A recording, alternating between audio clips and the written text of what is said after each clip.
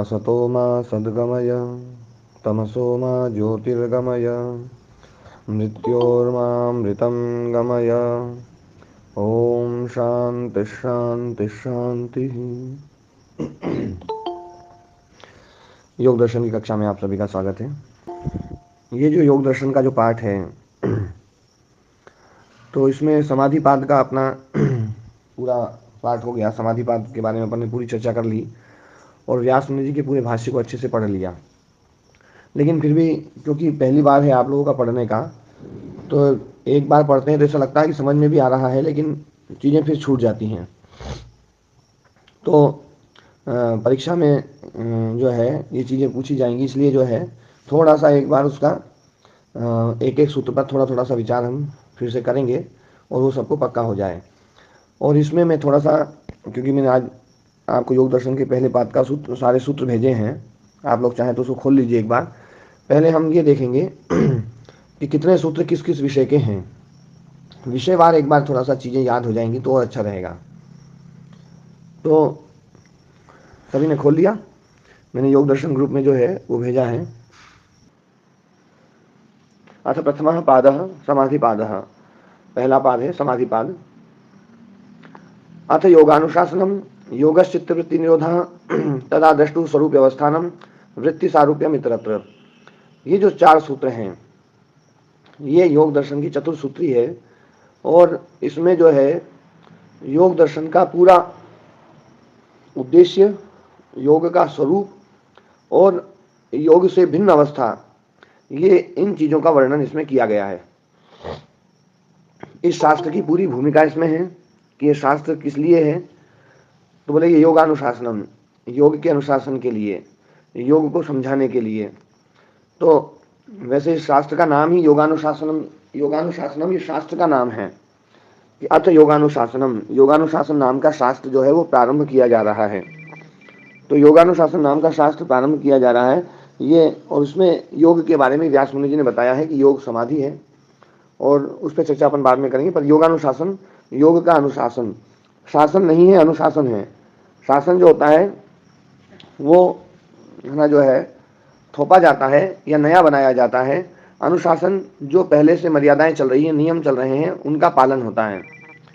तो जो है अथ योगानुशासनम, ये पहला सूत्र, दूसरा, तीसरा, चौथा, ये 4 सूत्र जो हैं, ये 4 सूत्र इस शास्त्र का पूरा विषय जो है ना यहाँ पर प्रस्तुत कर रहे हैं। उन्होंने उसमें जो है ना योग का क्या स्वरूप है और योग की जो अवस्था है उससे भिन्न अवस्था में कैसी स्थिति रहती है, इन 4 सूत्रों में ये बताया गया है। तो योग चित्तवृत्ति निरोधा, योग जो है चित्तवृत्ति निरोध है और उस अवस्था में जो है दृष्टा का स्वरूप में अवस्थान रहता है। और वृत्ति सारूप्य मित्रत्व, और भिन्न अवस्था में वृत्ति सारूप्य अवस्था रहती है। ये बिल्कुल साफ साफ बता दिया, बिल्कुल शॉर्टकट में बता दिया। उसके बाद में 5वें सूत्र से लेकर के 11वें सूत्र तक 7 सूत्र जो है वो वृत्तियों के बारे में बताए गए हैं। वृत्तियां 5 प्रकार की हैं, क्लिष्ट अक्लिष्ट। वो कौन कौन सी हैं? प्रमाण, विपर्यय, विकल्प, निद्रा और स्मृति। और फिर उसमें प्रमाण कौन कौन से हैं, विपर्यय क्या है ना, विकल्प क्या है, निद्रा क्या है, स्मृति क्या है। तो ये 7 सूत्रों में चित्त की वृत्तियों के बारे में बतलाया गया है।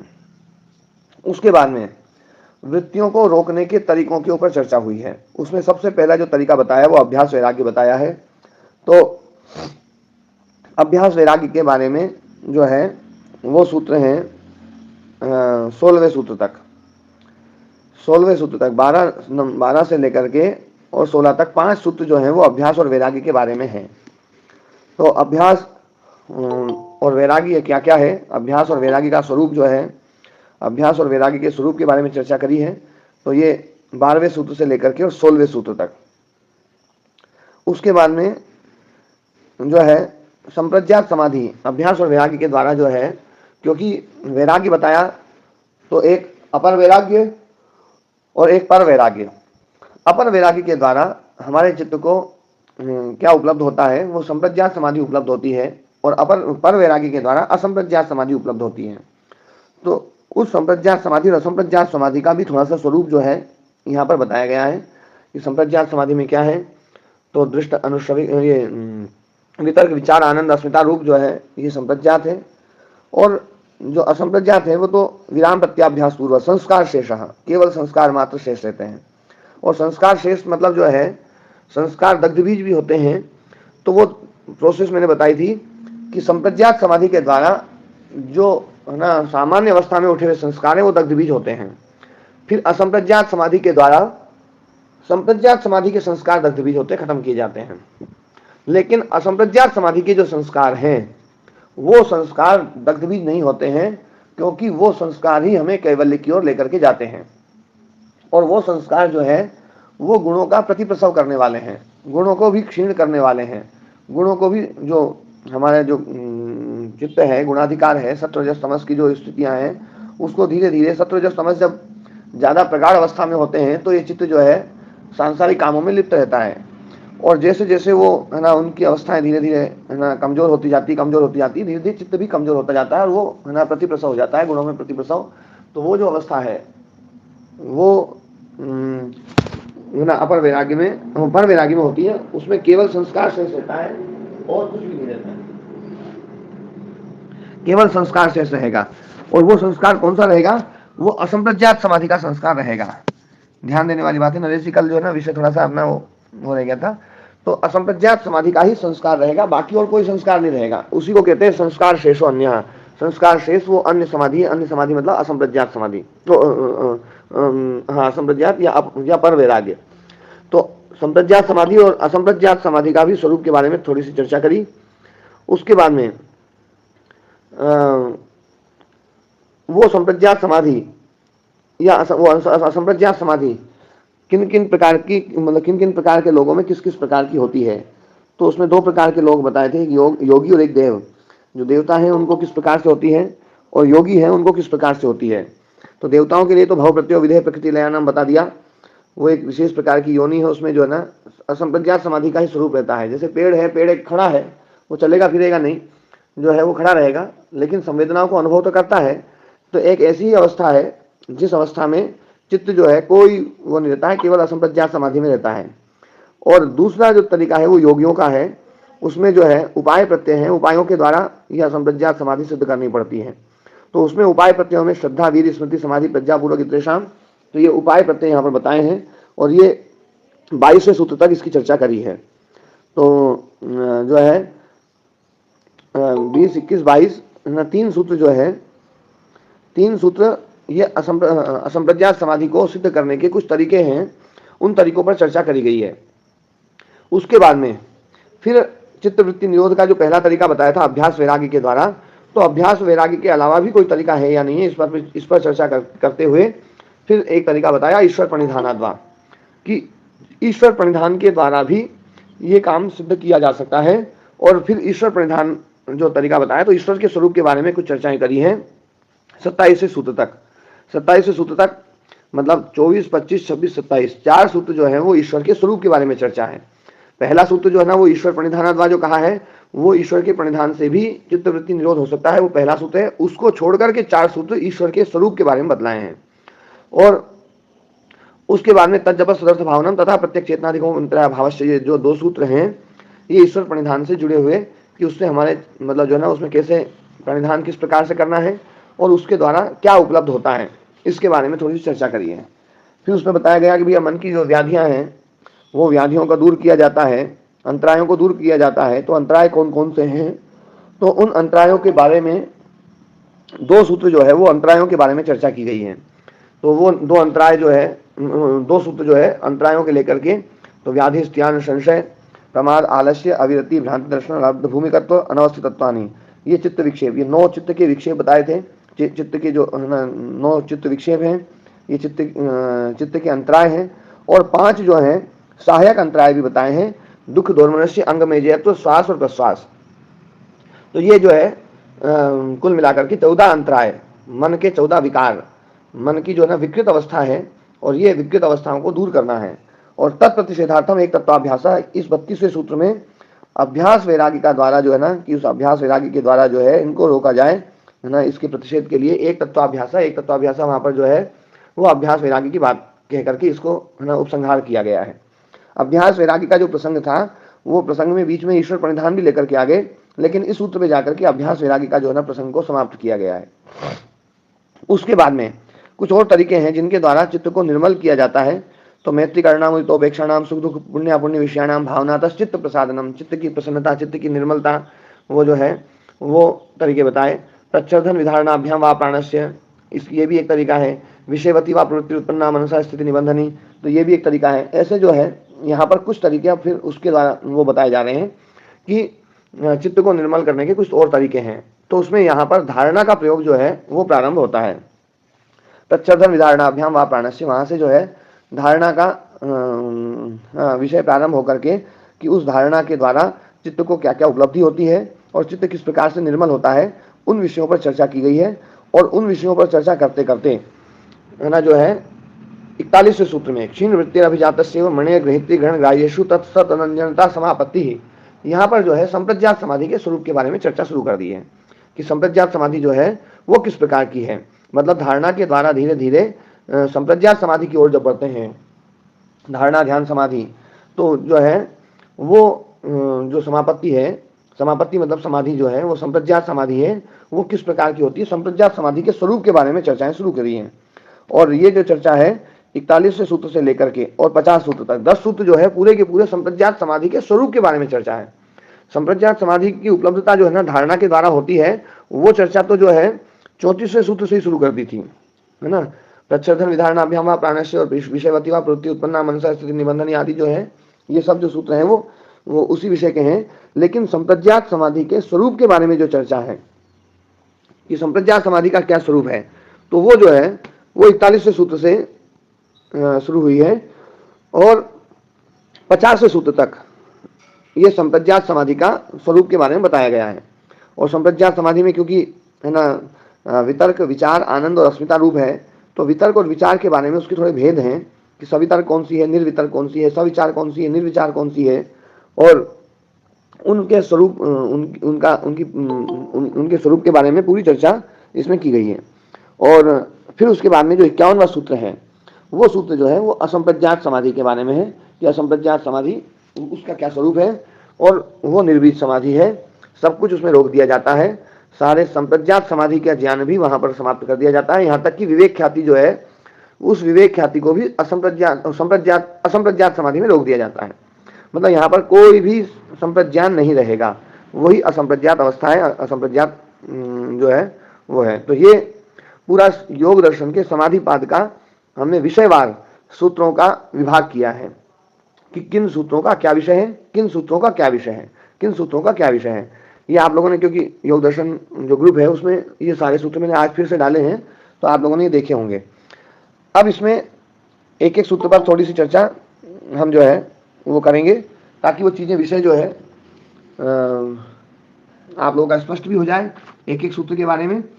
तो पहला सूत्र, पहला जो सूत्र है अथ योगानुशासनम। हाँ ओम जी, हाँ जी ओम जी।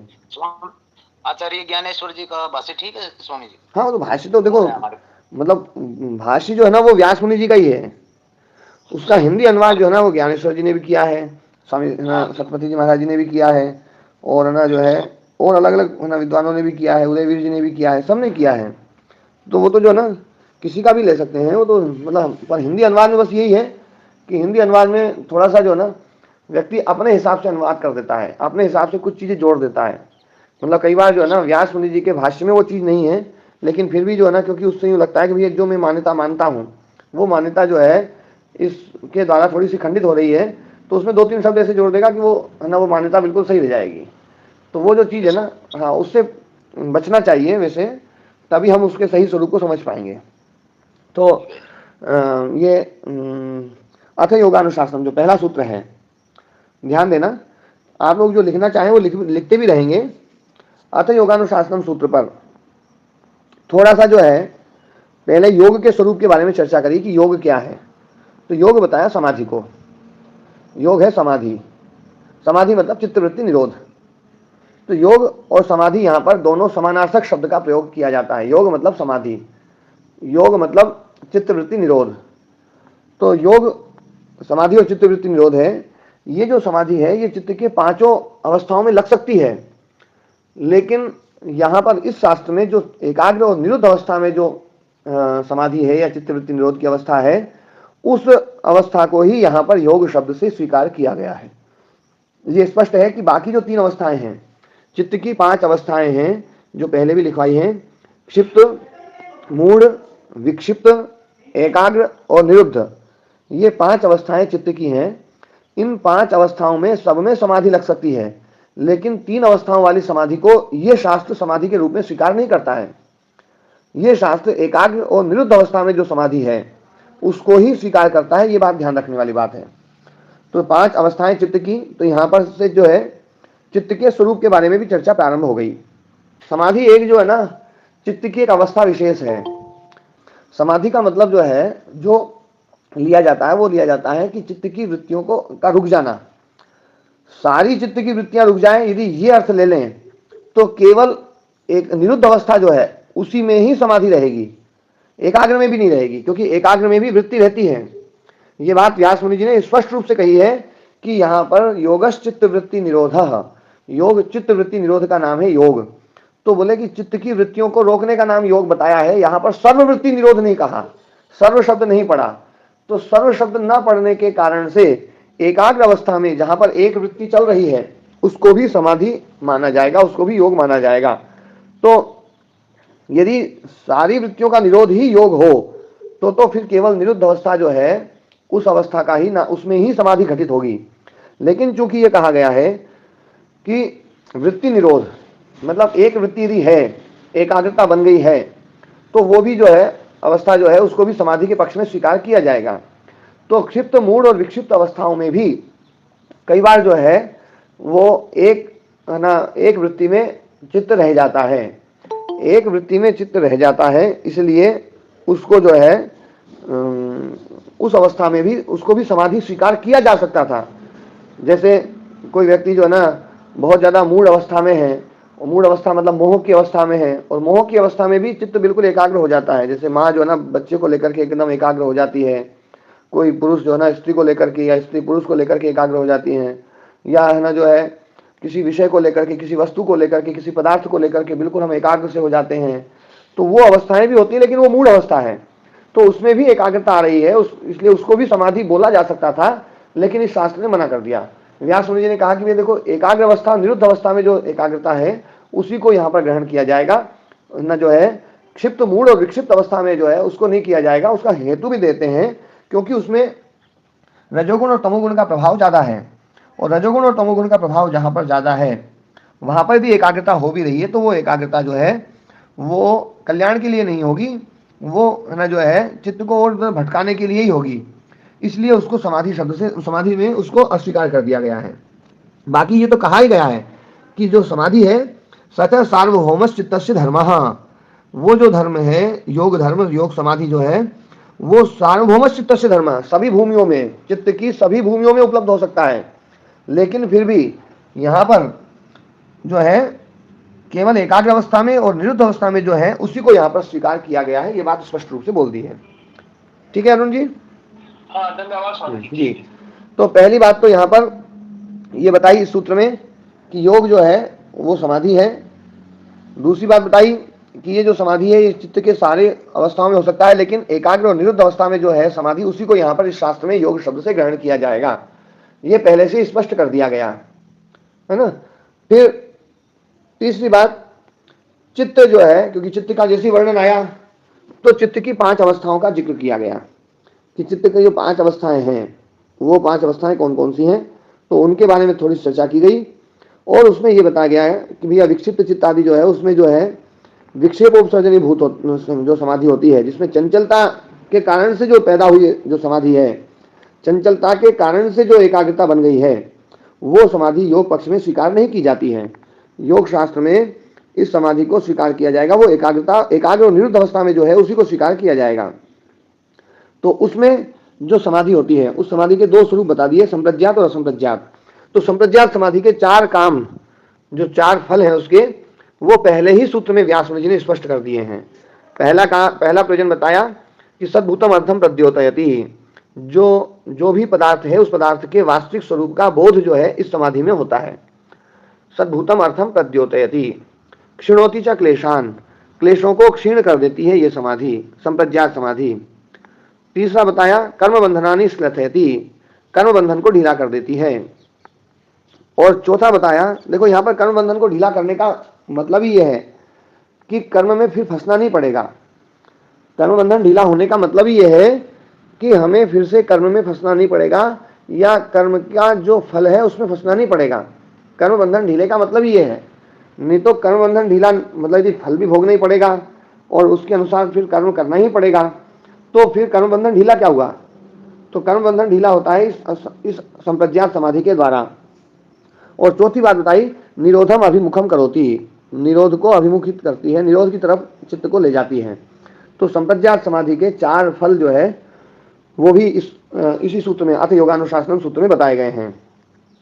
और जो है इस संप्रज्ञात समाधि के 4 वो भी बता दिए, 4 भाग वो भी इसमें चर्चा करी है कि वितर्क, विचार, आनंद और अस्मिता।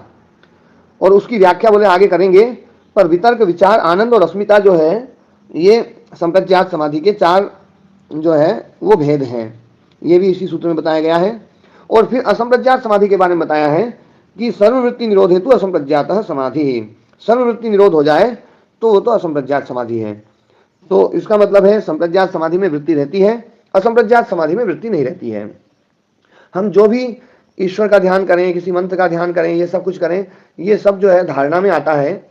और धारणा में जो संप्रज्ञात समाधि की उपलब्धि होती है वो संप्रज्ञात समाधि, उसमें वृत्ति रहेगी। यदि वृत्ति है, कोई भी वृत्ति है, चाहे वो किसी पदार्थ को लेकर के हो, किसी मंत्र को लेकर के हो, उसके अर्थ को लेकर के हो, किसी गुण को लेकर के हो, ईश्वर के स्वरूप को लेकर के हो, वो सारी की सारी संप्रज्ञात समाधि में है, निचली स्थिति में है। समाधि की जो सबसे निचली स्थिति है उसमें है। बाकी जो समाधि की जो ऊपरी अवस्था है असंप्रज्ञात समाधि, उसमें तो कोई वृत्ति नहीं रहेगी। वहां पर ना ईश्वर रहेगा, ना कोई और वृत्ति, मतलब आत्मा के बारे में भी वहां पर कोई वृत्ति नहीं रहेगी। वहां तो वृत्तियां हटाई जाएंगी, सारी वृत्ति हट जाएंगी, तो अपने आप ही आत्मा के स्वरूप में स्थिति रहेगी। तो ये है सर्ववृत्ति निरोध हेतु असंप्रज्ञात समाधि ही। सर्ववृत्ति निरोध होने पर तो असंप्रज्ञात समाधि होती है। ये अथ योगानुशासन सूत्र हो गया। इस योगानुशासन स्वामी जी जो असंप्रज्ञात समाधि है, हाँ, वह जो चित्त है वो टोटली समाप्त हो जाएगा? नहीं, समाप्त नहीं होगा, वृत्ति समाप्त होगी केवल। वृत्ति जानते रहेगी। हाँ, देखो चित्त पूरा ध्यान देना नरेश जी, आप भी ध्यान देना। नरेश जी, जी गुरु जी। हाँ, आप भी ध्यान दीजिएगा कि है ना जो है ये असंप्रज्ञात समाधि में है ना जो है वृत्तियां समाप्त हो जाती हैं, तो चित्त रहता है या नहीं रहता है, ये एक विषय बार बार उठता है। तो इसको समझने के लिए थोड़ा सा आप लोग और इसमें विचार करें, इसको समझें। चित्त जो है, एक तो व्युत्थान अवस्था होती है चित्त की, एक समाहित अवस्था होती है। व्युत्थान अवस्था और समाहित अवस्था। व्युत्थान अवस्था कौन सी है अरुणारी जी? समय याद नहीं आ रहा जी। हाँ जी, नरेश जी। गुरु जी, जिसमें संस्कार बचे हो। नहीं, संस्कार नहीं, जिसमें वृत्तियां उठी हुई हैं। सामान्य रूप से जो संसार में जो भी आदमी है वो व्युत्थान चित्त है उनका। व्युत्थान चित्त मतलब वृत्तियां उठी हुई हैं, वृत्तियां उठी हुई है, विविध रूप है वृत्तियों का, वो है व्युत्थान अवस्था। मतलब समाधि से जो विपरीत अवस्था है चित्त की, वो पूरी की पूरी अवस्था व्युत्थान अवस्था है। समझ में आया सभी को? इसमें किसी को कोई भ्रम हो तो ना जो है ना पूछ सकते हैं। चित्त जो है व्युत्थान अवस्था में होता है, एक समाहित अवस्था में होता है। तो व्युत्थान अवस्था में वृत्तियां उठी हुई होती हैं, उस समय चित्त का जो स्वरूप होता है वो वृत्ति रूप होता है। जैसी वृत्ति है चित्त हमें वैसा का वैसा दिखाई देता है। पट की वृत्ति चल रही है तो चित्त पट रूप हो जाएगा, पट मतलब कपड़ा। घट की वृत्ति चल रही है तो चित्त घट रूप हो जाएगा। तो जो वृत्ति चल रही है उस वृत्ति रूप वाला चित्त हो जाता है। लेकिन जब वृत्ति समाप्त हो गई समाहित अवस्था में, व्युत्थान अवस्था में तो वृत्तियां चल रही थी, समाहित अवस्था में चूंकि वृत्तियां समाप्त हो गई तो चित्त किस रूप वाला रहेगा, वृत्ति तो है नहीं। तो बोले कि चित्त जो है उस अवस्था में, क्योंकि संस्कार जो है वो शेष है, और कौन सा संस्कार शेष रहता है, व्युत्थान अवस्था का संस्कार तो संप्रज्ञात समाधि में ही समाप्त कर दिया जाता है। तो असंप्रज्ञात समाधि में तो ये संस्कार रहेंगे ही नहीं, व्युत्थान चित्त के कोई भी संस्कार असंप्रज्ञात समाधि में नहीं रहेंगे। तो उसमें क्या होगा, असंप्रज्ञात समाधि में चित्त में कौन से संस्कार रहते हैं वो थोड़ा सा समझ लो। व्युत्थान अवस्था के संस्कार थे, उनको संप्रज्ञात समाधि के संस्कार ने खत्म कर दिया। अब बचे चित्त में संप्रज्ञात समाधि के संस्कार, वो संप्रज्ञात समाधि के संस्कारों को असंप्रज्ञात समाधि के द्वारा नष्ट कर दिया जाता है। असंप्रज्ञात समाधि के संस्कार उसको भी नष्ट कर देते हैं, तो बचेंगे असंप्रज्ञात समाधि के संस्कार। वो संस्कार क्लेश हेतुक नहीं है, क्लेशों के कारण से पैदा नहीं हुए हैं। वो जो संस्कार है वो संस्कार पूर्ण ज्ञान की अवस्था में पैदा हुए हैं, और वो जो संस्कार है वो संस्कार चित्त को फिर से जो है ना इस संसार में उलझाने वाले नहीं है, क्योंकि संस्कार जो है ना वृत्ति को पैदा करते हैं। तो ये जो संस्कार है, ये संस्कार चूंकि निरोध अवस्था में असंप्रज्ञात समाधि में हुए हैं, इसलिए ये संस्कार केवल और केवल असंप्रज्ञात समाधि को पैदा करते हैं। तो असंप्रज्ञात समाधि से वो संस्कार, उन संस्कारों से असंप्रज्ञात समाधि, ये क्रम निरंतर चलता रहता है। तो असंप्रज्ञात समाधि जो है इसमें केवल असंप्रज्ञात समाधि के संस्कार मात्र रहेंगे। तो चित्त का जो स्वरूप रहेगा वो केवल संस्कार मात्र रहेगा, क्योंकि वृत्ति नहीं है तो वृत्ति रूप नहीं रहेगा, केवल संस्कार रूप रहेगा। और ये असंप्रज्ञात समाधि धीरे धीरे प्रगाढ़ होते होते होते होते और जब शरीर छूटता है तो वो मुक्त अवस्था हो जाती है। उस समय जो ना चित्त जो है वो लीन हो जाता है, उसका प्रलय हो जाता है। ठीक है, प्रोसेस समझ में आई जी? हाँ जी नरेश जी। जी गुरु जी, आ गई समझ में? हाँ जी, मतलब चित्त जो है ना वृत्ति रूप रहता है, ये बात बिल्कुल सही है। लेकिन चित्त वृत्ति रूप रहता है का मतलब ये नहीं है कि केवल वृत्ति वृत्ति ही रह जाए, जैसी वृत्ति है वैसा रूप। ठीक है ना? जी गुरु जी। हाँ, जैसे मणि जो है लाल फूल पास में है तो लाल हो गई, तो पर लाल हो गई तो मतलब ये नहीं है कि फूल ही हो गई है। फूल को खत्म कर दिया आपने, फूल को हटा दिया वहां से, फूल को मसल दिया, तो भी मणि का स्वरूप तो रहेगा, जी गुरु जी, है ना, पर वो लाल नहीं रहेगी, बस इतनी बात है। ऐसे ही वृत्ति हट जाए तो इसका मतलब ये नहीं है कि चित्त नहीं रहेगा। वृत्ति हट गई तो चित्त हट जाएगा, ऐसा नहीं है, ध्यान रखना। वृत्ति रूप होता है चित्त, तो वृत्ति रूप होता है चित्त मतलब चित्त जो है वृत्ति की अवस्था में जैसी वृत्ति है वैसा रूप वाला रहेगा। जब वृत्ति हट गई तो भी चित्त रहेगा, लेकिन अब वृत्ति रूप तो रह नहीं सकता क्योंकि वृत्तियां है ही नहीं। तो किस रूप वाला रहेगा, तो बोले संस्कार रूप रहेगा। जो संस्कार शेष हैं, इसीलिए कहा गया है जो है संस्कार शेषो अन्य ना, जो है उसका जो सूत्र है विराम प्रत्याभ्यास पूर्व संस्कार शेषो अन्य। विराम प्रत्याभ्यास पूर्वक जो है वो जो असंप्रज्ञात समाधि होती है जिसमें केवल संस्कार शेष रहता है, कोई वृत्ति भी नहीं रहती है, वो असंप्रज्ञात समाधि है। तो ये संप्रज्ञात और असंप्रज्ञात समाधि के थोड़े से स्वरूप के बारे में पहले सूत्र में चर्चा करी।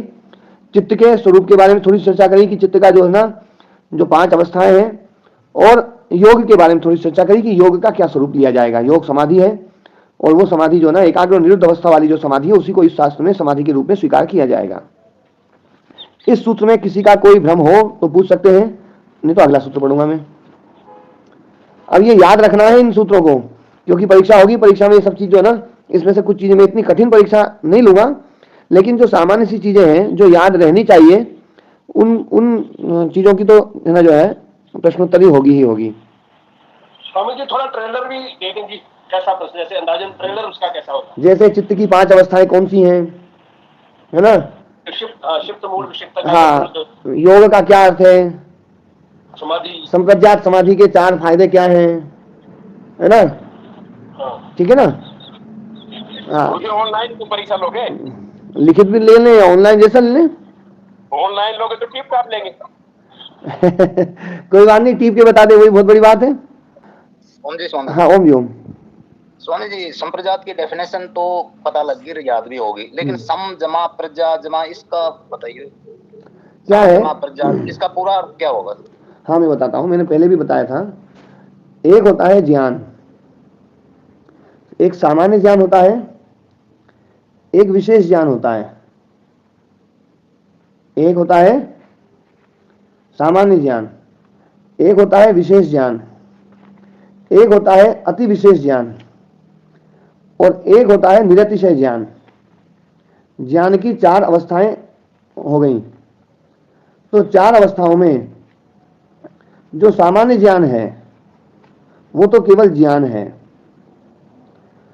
और वो जो ज्ञान है वो अनुमान प्रमाण या शब्द प्रमाण के द्वारा उपलब्ध होता है। फिर एक होता है प्रज्ञान, जो विशेष ज्ञान होता है। ये जो विशेष ज्ञान है ये प्रत्यक्ष प्रमाण के द्वारा होता है, इसको बोलते हैं प्रज्ञान। फिर एक होता है संप्रज्ञान। संप्रज्ञान मतलब और विशिष्ट जो ज्ञान है, पर जो ना विशेष परम प्रत्यक्ष है जो, तो वो होता है समाधि के द्वारा। वो संप्रज्ञान है, अति विशेष ज्ञान। और चौथा होता है निरतिशय ज्ञान, जिसमें बिल्कुल न्यूनता ना हो, संपूर्ण ज्ञान हो, वो होता है परमात्मा का। तो ये जो संप्रज्ञात समाधि है इसमें संप्रज्ञान होता है, अति विशेष ज्ञान होता है, इसलिए इसका नाम ही संप्रज्ञात है। ठीक है स्वामी जी, मैं सम जमा प्रज्ञात पूछ रहा था। हाँ, वही तो बताया मैंने।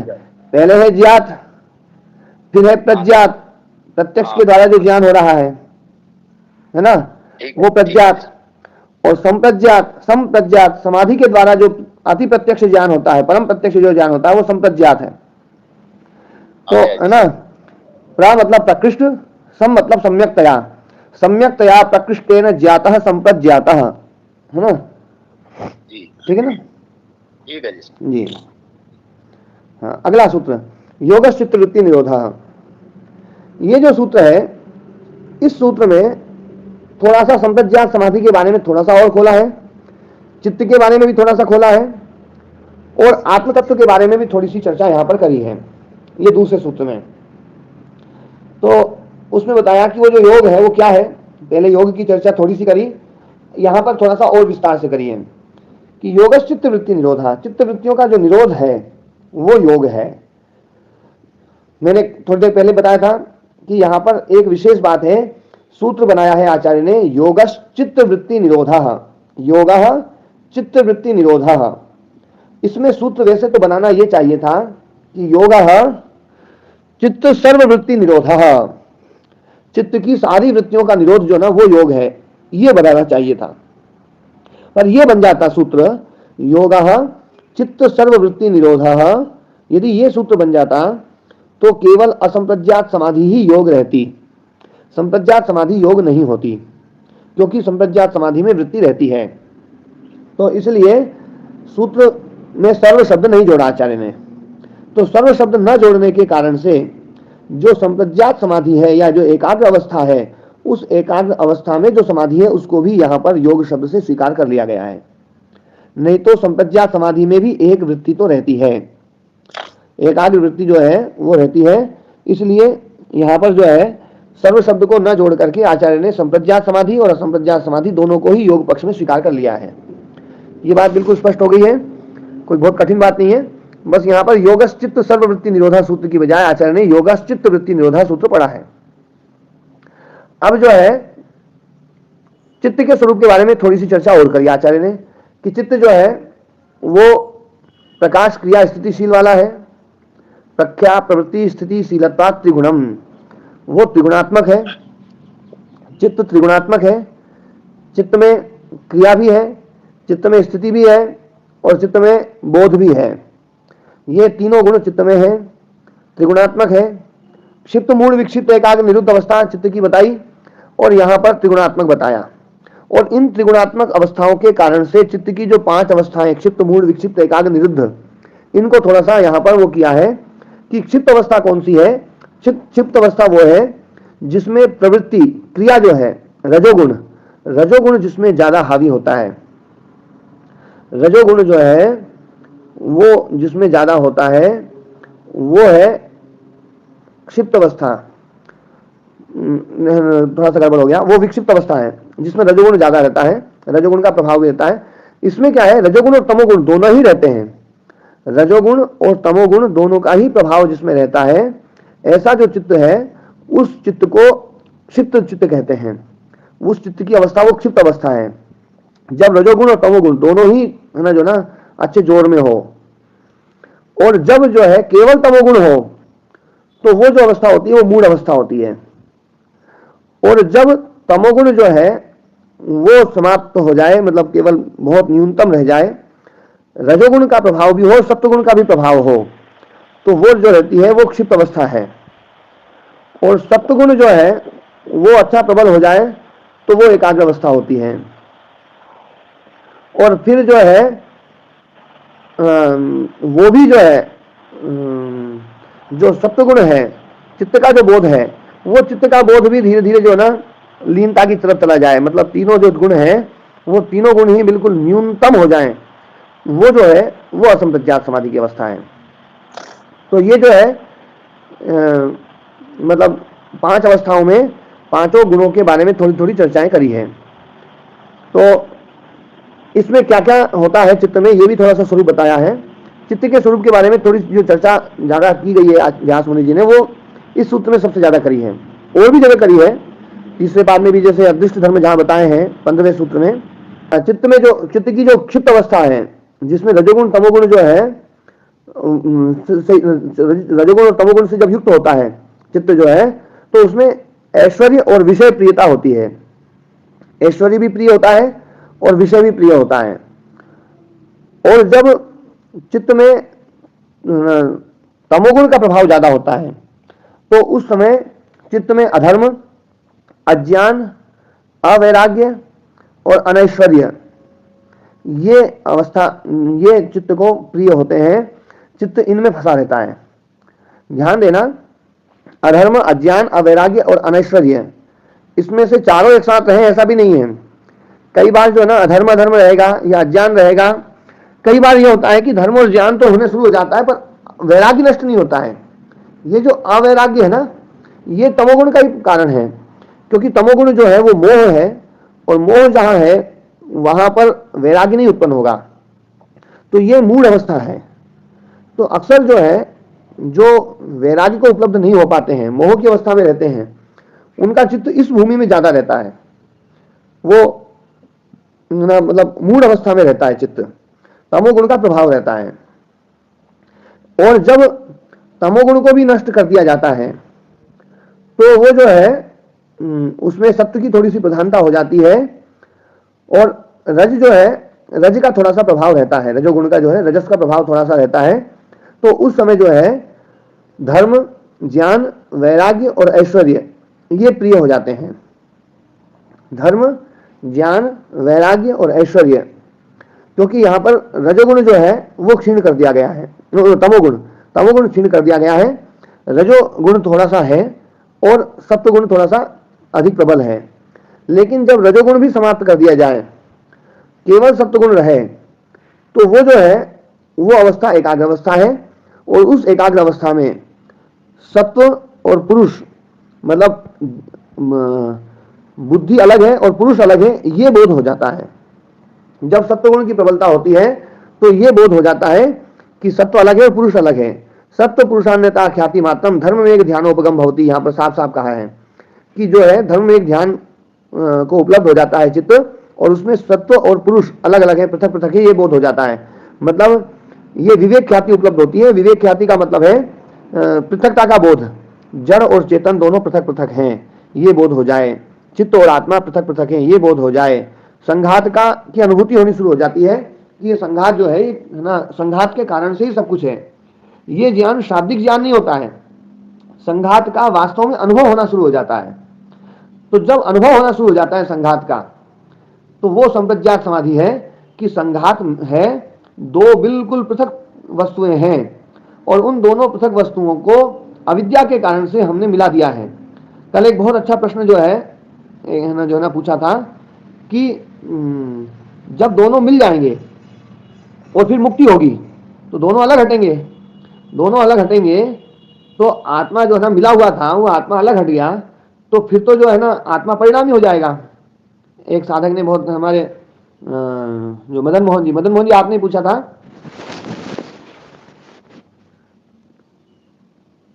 स्वामी जी मैंने पूछा था आपसे। अच्छा हाँ, ये विषय उन्होंने, स्वामी जी, मैंने आपसे हाँ पूछा ये था। अरुण चौधरी जी ने पूछा था। हाँ, मदन मोहन जी ने कुछ दूसरा विषय लिया था। जी जी, तो अरुण चौधरी जी ने ये पूछा था कि संघात है, दोनों मिली हुई चीजें हैं, तो मिली हुई चीजें उनको अलग अलग करेंगे, तो अलग अलग करने पर फिर जो ना वो आत्मा शुद्ध होगा, पहले विकृत था तो परिणाम आ जाएगा।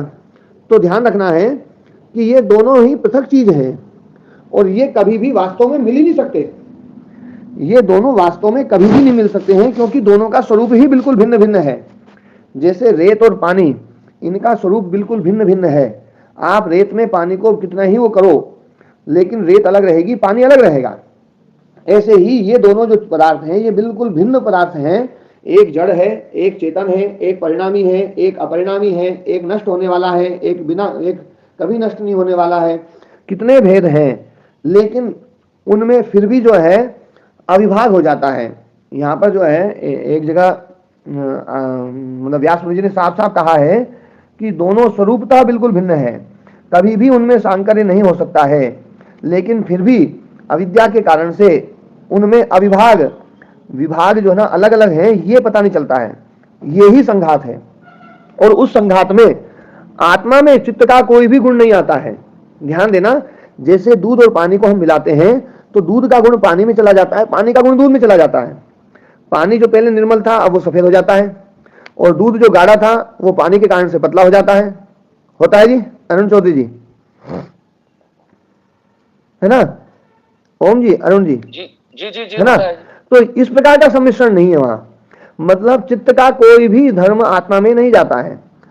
आत्मा की उपस्थिति मात्र से चित्त जो है वो सक्रिय हो जाता है। तो आत्मा की उपस्थिति मात्र ही वहां पर संघात में मतलब हेतु बनता है कि आत्मा की उपस्थिति मात्र है। जैसे पक्षियों के भयभीत होने में पुतले की उपस्थिति मात्र ही हेतु बनती है। पुतले की उपस्थिति हुई और पक्षी भयभीत हुए, तो वहां पर पक्षी और पुतले का संघात हो गया, और पक्षी और पुतले का संघात जो है वो भय का हेतु बन गया। लेकिन उस संघात में पुतले में कुछ भी नहीं हुआ है, पुतला बिल्कुल वैसा का वैसे ही है। जो कुछ भी हुआ है वो सब कुछ पक्षी में हुआ है। तो ऐसे ही ये जो संघात है, ये संघात वास्तव में चित्त का कोई भी धर्म आत्मा में नहीं आता है। यदि आ जाएगा तो परिणामी हो जाएगा, वो अपरिणामी नहीं रहेगा। और फिर जब निकलेगा वो धर्म तो भी वो परिणामी हो जाएगा। इसलिए चित्त का कोई भी धर्म आत्मा में नहीं रहता है। ये बात बिल्कुल साफ साफ व्यास मुनि जी ने कही है, कई बार कही है ना। जो है चित्त जो है वो उसमें क्वालिटी है कि आत्मा की उपस्थिति होने पर उसमें कर्म आ जाएगा, संस्कार आ जाएगा, वासना आ जाएगी, है ना, भोक्तृत्व आ जाएगा, और कर्तृत्व गुण आ जाएगा, जातृत्व गुण आ जाएगा, ये सारे गुण उसमें आ जाएंगे। लेकिन वो सब कुछ आएंगे आत्मा की उपस्थिति होने पर। इसलिए ये संघात जो है, ये इस संघात का ये स्वरूप है, इसको अच्छे से समझ लिया जाए। और इस संघात में आत्मा में कुछ भी विकृति नहीं होती है, ये भी अच्छे से समझ लेना है अपने को। और इस संघात में चित्त के जो धर्म है वो चित्त के धर्म काम करने लग जाते हैं। वास्तव में चित्त में भी आत्मा का कोई गुण नहीं आता है। ध्यान देने वाली बात है, जैसे आत्मा में चित्त का कोई भी गुण नहीं जाता है, वैसे ही चित्त में भी आत्मा का कोई गुण नहीं जाता है। बस ये है कि चित्त में जो गुण मौजूद हैं, क्योंकि वो जड़ है इसलिए उसमें क्रिया आदि नहीं होते हैं, लेकिन आत्मा की उपस्थिति होने पर वो हो जाते हैं। जैसे पुतले की उपस्थिति से पक्षियों में भय आ गया, तो भय वो ना पुतले का गुण नहीं है कि पुतले का गुण उसमें आया हो पक्षी में, वो पक्षी का ही गुण है, लेकिन वो गुण पुतले की उपस्थिति में आवश्यक है। जैसे आकाश में मटके के बहुत सारे गुण आए हैं, लेकिन वो आए हैं ऐसा हमें दिख रहा है, पर वास्तव में आए नहीं है, वो दिख रहा है हमें। मटका फूटा, आकाश वैसा का वैसी है, आकाश में कोई गुण नहीं आया। आकाश न तो गोल हुआ, न लंबा हुआ, न छोटा हुआ, न मोटा हुआ, आकाश को कुछ नहीं कर सकते हम। लेकिन जो है मटके के कारण से, मटके की उपस्थिति के कारण से हमें ऐसा दिखाई दे रहा है। तो ये जो जड़ है, ये जड़ चेतन जैसा दिखाई देता है, बिल्कुल चेतन जैसा काम करता है, लेकिन ध्यान रखना ये चेतन नहीं है। केवल क्रिया को देख लेने मात्र से इसमें चेतन गुण मान लेना ये भ्रम है, ये अविद्या है, ये मूर्खता है। इसलिए कहा गया है कि अविद्या क्या है कि चेतन को, जड़ को चेतन मान लेना, है ना, दुख को सुख मान लेना। आवाज बंद हो गई। हाँ ओम, मेरी आवाज बाकी सबको आ रही है? अभी आ रही, ठीक है जी बीच में कट गई। अच्छा, तो जो है स्वामी जी, हाँ जी, जैसे स्वामी जी जैसे दांत में पीड़ा उठी, हाँ, दर्द हुआ, तो हया तो ये चित्त में उठेगा, हाँ, तो चित्त में ही है। हम्म, लेकिन वो पीड़ा जो हुई है वो पीड़ा चित्त को हुई है, तो वो आत्मा के कारण से उसमें चेतनता आई हुई है चित्त में। देखो, आत्मा की उपस्थिति के कारण से ही सब कुछ है, सब कुछ हाँ। आत्मा की उपस्थिति के कारण से है, लेकिन फिर भी इसमें आत्मा में कर्तृत्व तो नहीं आएगा। हाँ, ठीक है। हाँ, जैसे पुतले के कारण से पक्षी भयभीत हुआ है, लेकिन फिर भी पुतले में कर्तृत्व तो नहीं आएगा, पुतले ने कोई क्रिया नहीं करी है, ठीक है सर। है ना जी। तो ये जो संघात है, ये संघात अच्छे से समझ में आना चाहिए। और ये जो एकाग्र अवस्था है, एकाग्र अवस्था में इसका बोध शुरू हो जाता है। सत्व अलग है, पुरुष अलग है, प्रकृति अलग है, पुरुष अलग है, चित्त अलग है, पुरुष अलग है। ये जो बोध है, ये बोध एकाग्र अवस्था में जब सत्व जो है प्रबल होता है तब ये होता है, क्योंकि सत्व जो है ना बोधात्मक है। ध्यान देने वाली बात है, जैसे रजोगुण क्रियात्मक है, जैसे तमोगुण मोहात्मक है, वैसे ही सत्वगुण जो है वो बोधात्मक है। तो इसमें बोध होता है। तो जहां सत्व जो है ना प्रकृष्ट होता है, वहां पर बोध है। और वो बोध किसका है?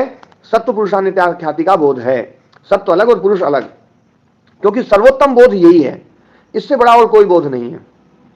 सबसे बड़ा ज्ञान यही है, इसी को विवेक ज्ञान बोलते हैं। ये विवेक ख्याति है। हाँ, विवेक मतलब पृथकता का बोध हो जाए। विवेक, पृथक पृथक शब्द को ही विवेक बोलते हैं। विवेक मतलब अलग अलग दिखाई देना। विचली पृथक भावे, धातु ही है पृथक भाव, पृथकता का बोध जिसमें हो जाए वो है विवेक। तो विवेक ख्याति जो है ये सबसे उत्तम सर्वोत्तम ज्ञान है, ये सर्वोत्तम उपलब्धि है, ये सर्वोत्तम फल है। किसी भी कर्म का, जो जितने भी कर्म किए जाते हैं उस कर्म के जितने भी फल मिलते हैं उसमें सबसे विशेष फल जो है वो विवेक ख्याति है। ध्यान देना। और ये जो विवेक ख्याति है ये हमें उपलब्ध होती है जब सत्वगुण जो है ना प्रबल हो, रजोगुण और तमोगुण बिल्कुल क्षीण हो जाए, तब जो है ये विवेक ख्याति उपलब्ध होती है। ये अवस्था चित्त की एकाग्र अवस्था है। और निरुद्ध अवस्था में ये भी क्षीण हो जाती है। निरुद्ध अवस्था जो है उसमें ये भी समाप्त हो जाती है। इस विवेक ख्याति और कैवल्य के बीच में असंप्रज्ञात समाधि है, निर्बीज समाधि है, उन दोनों अवस्थाओं, दोनों के बीच में। तो जो है ये संप्रज्ञात समाधि के बारे में यहाँ पर एकाग्र अवस्था तक की पूरी बात बताई। क्षिप्त अवस्था में जो है रजोगुण तमोगुण दोनों प्रभावित हैं। मूढ़ में केवल तमोगुण है, विक्षिप्त में रजोगुण प्रभावित है लेकिन सत्वगुण भी है, और एकाग्र में सत्वगुण है ना प्रभाव में है पूरा। और निरुद्ध में ये सारे गुण जो है ना वो प्रतिप्रसव की ओर चले जाएंगे, धीरे धीरे कमजोर होने शुरू हो जाएंगे, सब कमजोर होने शुरू हो जाएंगे, यहाँ तक कि सत्वगुण भी कमजोर होना शुरू होगा। क्योंकि सत्वगुण जो है वो भी प्राकृतिक है, यदि वो है तो है ना जो है, इसलिए विवेक ख्याति को महाराज जी, विवेक ख्याति को सत्वगुणात्मिका कहा है। जो है ना ये वाक्य जो है कहा गया कि चित्ती शक्ति जो है वो अपरिणामिनी, अप्रतिसंक्रमा, शुद्धा, अनंता, ये सब है। फिर उसके बाद कहा गया है कि विवेक ख्याति इससे विपरीत है, वो सत्वगुणात्मिका है। तो सत्वगुणात्मिका विवेक ख्याति अतो विपरीता, है ना, सत्वगुणात्मिका चयम अतो विपरीता विवेक ख्याति इति। सत्वगुणात्मिका है विवेक ख्याति, वो चित्ती शक्ति से बिल्कुल अलग है, पृथक है। तो ये जो है ना जो है मतलब विवेक ख्याति सत्वगुणात्मिका है, ये बात समझने की है। और सत्वगुण को भी समाप्त करना है, उसको भी जो है ना उससे भी हटाना है, तभी जो है ना असंप्रज्ञात समाधि आएगी, मतलब बोध वहां पर समाप्त हो जाएगा, है ना। तो जैसे स्वामी जी बोध समाप्त हो जाएगा तो फिर उसका रहेगा क्या मतलब? बोध समाप्त हो जाएगा तो वहां पर केवल जो है संस्कार शेष, जो असंप्रज्ञात समाधि के जो संस्कार है केवल वो संस्कार शेष रहेंगे। विराम प्रत्याभ्यास पूर्व संस्कार शेषो अन्य, संस्कार शेष रहेंगे, वो अन्य समाधि है। अन्य मतलब अन्य समाधि। पहले बताई संप्रज्ञात समाधि, वितर्क विचार आनंदास्मिता रूपानुगमा संप्रज्ञाता। और अगला सूत्र है कि वो विराम प्रत्याभ्यास पूर्व संस्कार शेष अन्य, वो संस्कार शेष केवल, वहां कोई बोध नहीं रहेगा। और जब कोई बोध नहीं रहेगा तभी वृत्ति हटेगी, क्योंकि बोध यदि है तो वृत्ति है, तो बोध समाप्त हो जाएगा, वृत्ति समाप्त हो जाएगी। उस अवस्था में आत्म तत्व जो है वो स्वरूप में स्थित रहता है, क्योंकि आत्म तत्व जब तक बोध है तब तक बोध स्वरूप होता है। जब तक बोध है तब तक उस बोध रूप वाला आत्मा होगा, क्योंकि बोध मतलब वृत्ति, तो वृत्ति रूप रहेगा, वृत्ति सारूप रहेगा। और जब वृत्ति हट जाएगी, बोध समाप्त हो जाएगा, वहां पर स्वरूप प्रतिष्ठा होगी, है ना बहन जी। हाँ, इसमें बस ये होता है कि व्यक्ति को ये समझ में आने यूं लगता है कि जब बोध ही खत्म हो गया तो फिर रहेगा क्या, है ना। तो वो चीज जो है ना जब ये उपलब्ध होगी ना तब पता चलेगा कि वो बहुत अच्छी अवस्था है। जैसे मैंने मतलब पहले भी उदाहरण दे देकर के समझाया है कि स्वस्थ अवस्था ज्यादा अच्छी है, जबकि इसमें शरीर का बोध जो है ना नहीं रहता है। या तो बहुत सुख की अवस्था हो शरीर में, कोई बहुत अच्छा कंगन पहन लिया है, कोई बहुत अच्छा हार पहन लिया है, कोई मुकुट पहन लिया है, कोई इत्र आदि लगा लिया है, कोई बहुत ऐसा लगा लिया है, तो बोध होगा। या फिर शरीर में कोई जो है ना विकार आता है, कोई चोट लग गई है ना, दर्द हो रहा है, तो बोध होता है। और जो स्वस्थ अवस्था है उसमें बोध नहीं होता है बहन जी। ये बिल्कुल बात क्लियर है या नहीं है? बिल्कुल बिल्कुल है ना? जी, स्पष्ट है। हाँ, ऐसा ही बोध रहित अवस्था वो होती है, वही है ना स्वरूप अवस्था है। स्वरूप अवस्था में बोध नहीं रहेगा, स्वस्थ अवस्था में बोध नहीं, जैसे शरीर में नहीं रहता है ना, तो वैसी अवस्था वो होगी, वो सबसे अच्छी अवस्था है। लेकिन हम अज्ञान के कारण से ये सोचने लगते हैं कि यार बोध तो रहना चाहिए, कुछ तो ज्ञान तो रहना चाहिए, भले ही ज्ञान अच्छा वाला ले लो, और अच्छा कोई ज्ञान हो वो ले लो, पर वो अवस्था जो है ना वो वृत्ति रहेगी, उसमें वृत्ति सारूप की अवस्था रहेगी, उसमें आत्मा स्वरूप में स्थित नहीं रहेगा। जी महाराज जी, आप कुछ पूछ रहे थे? बोध नहीं लगता इसमें। जी जी बहन जी, क्या बोल रही थी? उस समय जो है किसी प्रकार का कष्ट होगा या नहीं होगा? हाँ, किसी प्रकार का कोई कष्ट नहीं महाराज जी, कोई सुख नहीं, कोई दुख नहीं। नहीं तो जैसे कोई उसके साथ छेड़खानी करे, कोई मारे पीटे उसको, कोई फर्क नहीं पड़ेगा। देखो महाराज जी, क्या है, शरीर का जो धर्म है, शरीर का धर्म, खून भी बहेगा, वो सब भी होगा, शरीर का धर्म तो है ना निश्चित रूप से होगा, लेकिन उसको दुख नहीं होगा। आप देखिए ना, जैसे वीर बंदा वैरागी हैं, उनको जब नहीं महाराज जी, तो वीर बंदा वैरागी थी, तो अपने साथ की जब कोई लड़ाई वड़ाई होती है ना, तो शुरुआत में पता नहीं चलता है, ऐसा खून में उबाल आता है, हाँ है ना, और बाद में जब मामला ठंडा हो जाता है तब पीड़ा होती है। हाँ नहीं तो सामान्य व्यक्ति के साथ भी होता है वीर तो ये जो ना, ये भी समाधि की अवस्था है, पर ये अज्ञानकृत समाधि है, इसलिए जो ना ये क्षिप्त मूड विक्षिप्त वाली जो है ना वो अवस्था है। लेकिन जो एक अवस्था ऐसी होगी कि जिसमें जो ना वहां पर भी बोध समाप्त हो जाएगा महाराज जी, उसमें बाद में भी दुख नहीं होगा। महाराज जी नहीं, अभी मतलब चित्त के साथ कनेक्शन तो है। हाँ, चित्त के साथ कनेक्शन है, तो जब चित्त के साथ कनेक्शन है तो फिर वो भी तो प्रभावित होना ही चाहिए। पर महाराज जी जो है ना, जो भी बोध होता है वो वृत्तियों के द्वारा होता है, वृत्तियां वहां समाप्त हो गई है, चित्त केवल संस्कार शेष रहेगा, केवल संस्कार शेष। और चित्त के साथ में कनेक्शन जो अपन कहते हैं ना, वो हमारा एक आग्रह है, हमारा एक आग्रह ऐसा है कि चित्त के साथ में कनेक्शन, तो चित्त का कनेक्शन किसके साथ में? आत्मा के साथ में, जबकि असंप्रज्ञात समाधि भी चित्त का ही धर्म है। तो चित्त जो है ना अपने आप को ही, अपने आप का अपने आप से कनेक्शन हटाता है। मतलब चित्त जो है, चित्त के जो मैंने बताई थी कि चित्त की अलग अलग शक्तियां हैं, चित्त अपनी उन सारी शक्तियों को समाप्त कर देता है, केवल एक संस्कार शेष रहता है, संस्कार शेष मात्र रहता है, बाकी और सब चीज हट जाती है।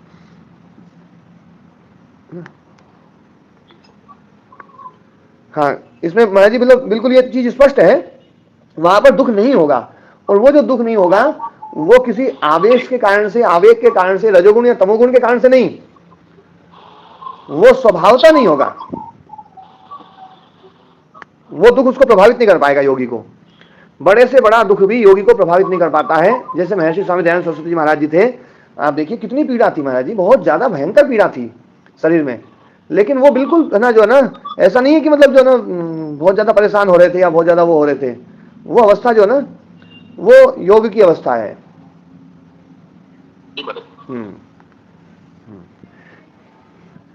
वैसे महाराज जी जो है ना, महाराज जी को और कोई से उदाहरण देता तो जल्दी समझ में नहीं आती, लेकिन क्योंकि महर्षि स्वामी दयानंद सरस्वती जी महाराज जी के प्रति जो अनन्य श्रद्धा है, उसके कारण से महाराज जी को फट समझ में आ गई। तो हाँ जी बहन जी, अभी स्वामी सत्संग कई लोग बोल गए इसलिए बात समझ में नहीं आई। जी महाराज जी, स्वामी जी अभी बात तो सत्य ऐसे लिखा हुआ है जी, बाकी अभी हमको ऐसा लगता नहीं कि ऐसा भी संभव हो जाए। हाँ, पर महाराज जी ये तो मतलब कोई बहुत है ना पुराना इतिहास नहीं है, ये मतलब बिल्कुल नया इतिहास है, और इसमें तो विश्वास करना पड़ेगा। हाँ, मैंने एक और भी महाराज जी एक महापुरुष को देखा है अपने जीवन में, वो घटना सुनाता हूँ। उनको क्या है, उनका एक्सीडेंट हुआ, और एक्सीडेंट हुआ महाराज जी तो उनको उनकी रीढ़ की हड्डी जो ना वो बिल्कुल टूट गई, और बहुत मतलब बिल्कुल एकदम ऐसी हो गई थी, भयंकर स्थिति है ना। तो है ना मैं उनको देखने गया, ये काफी पहले की बात है, 2000 है ना जो ना 2006 की बात है महाराज जी। तो मैं जब देखने गया था ना, आचार्य प्रद्युम्न महाराज जी वो भी साथ में थे, और ना माझी वाले महाराज जी वो भी साथ में थे। तो महाराज जी मैंने उनको देखा, उनको बिल्कुल दुख नहीं था, मतलब वास्तव में बिल्कुल दुख नहीं था, लेकिन मैं उस चीज से जो ना इतना प्रभावित नहीं हुआ, क्योंकि मैंने वो अवस्था पहले गुरुजी में देख रखी थी। अपने रेवली वाले जो गुरुजी थे आचार्य जी, उनका एक बार ऑपरेशन हुआ था। तो महाराज जी जो है ना वो ऑपरेशन में जो है ना, जो पहले वो करते थे वो है ना बाईपास नहीं है ना, एंजियोग्राफी जो है ना, तो वो ऑपरेशन नहीं है, मतलब वो एक टेस्ट है, तो उसमें क्या करते थे, जंघा से पहले वायर घुसेड़ते थे। आजकल तो जंघा की बजाय जो ना मतलब बहुत एडवांस टेक्नोलॉजी आ गई, उसमें दर्द नहीं होता, उसमें है ना एनेस्थीसिया भी दे देते हैं। तो आचार्य जी ने एनेस्थीसिया नहीं लिया बिल्कुल भी। उन्होंने ये कह दिया था डॉक्टर को, बोले ना आप ना जो ना वो करो। तो उन्होंने वो तार जब घुसेड़ा था महाराज जी, तो तार जो ना वो नस को छेद करके मांस में चला गया, और डॉक्टर घबरा गए कि अंदर जो ना खून प्रवाहित हो रहा होगा, ये तार जो ना बहुत ज्यादा दर्द करेगा, और बार बार तार अब वहीं जाके फंसेगा। तार जैसे डालेंगे वैसे वहीं जाके फंसेगा, क्योंकि उस तार में वो कैमरा वैमरा सब लगा हुआ होता है, सब चीजें होती है।